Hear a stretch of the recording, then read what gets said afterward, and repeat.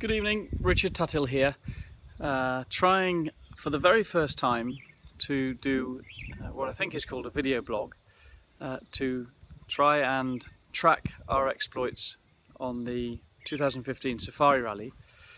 And so I'm chatting to you here from our base at Vipingo Ridge, just outside of Mombasa, where I arrived this morning after an overnight flight from London on what will be, for me, probably a 20-day adventure, starting with the preparation and the pre-rally build-up before the rally itself starts on the 19th of November.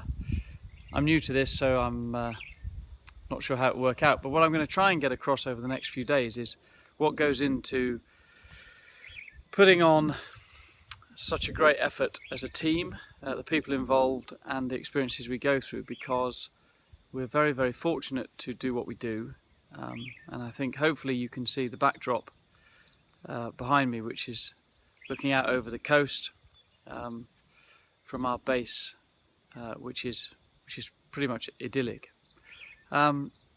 So quick background: we have 12 cars this year.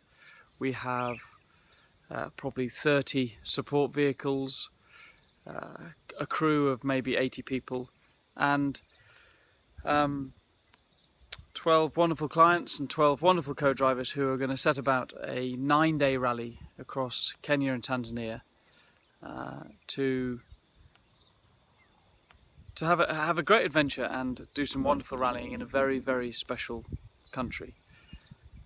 We have done very well in this event in the past. It's a huge undertaking for us. As you know, we're a small team, but this is something we commit ourselves to every 2 years, and it's an absolute pleasure to be here again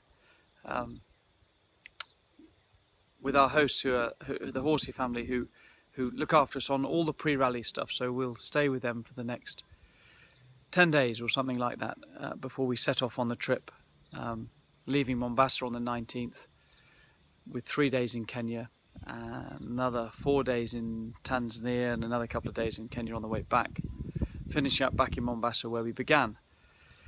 It's a huge undertaking, as I say, and it's something that I feel privileged to be involved in.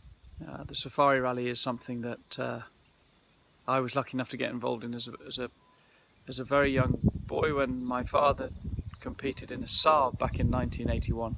I'm not sure whether my feelings for Kenya and for Africa came from then, but it's a very special feeling when you get off the plane and you smell the air, you feel the heat, and you look forward to what is normally the most extraordinary adventure.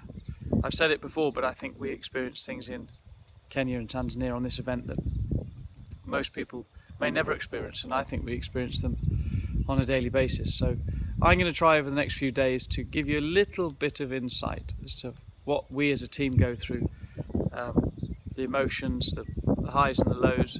There's plenty of them, sleep deprivation, and everything that goes with it. But one thing I can guarantee is it's a wonderful experience, and hopefully this will give you a small insight. But more interesting stuff tomorrow.